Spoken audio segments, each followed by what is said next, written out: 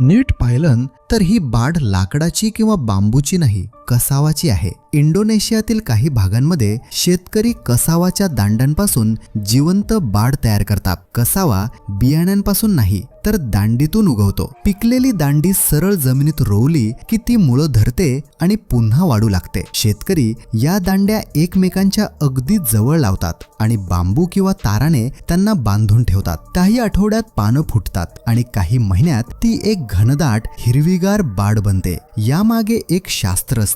वेलीची ताकद नीट विभागली जावी म्हणून अनावश्यक कळ्या काढून टाकल्या जातात. फार जास्त कळ्या ठेवल्या तर दाणे छोटे राहतात आणि सगळे एकाच वेळी पिकत नाहीत. उन्हाळ्यात वेल ठराविक पद्धतीने वाढते. फांद्या योग्य दिशेने जातात. घड समतोलपणे लटकतात. हवा आणि ऊन फळांपर्यंत पोहोचतं. शेतकरी फक्त थोडंफार सुधारकाम करतो. काही पानं काढतो, काही घड कमी करतो. त्यामुळे द्राक्ष भरगच्च, एकसारखी आणि देखणी तयार होतात.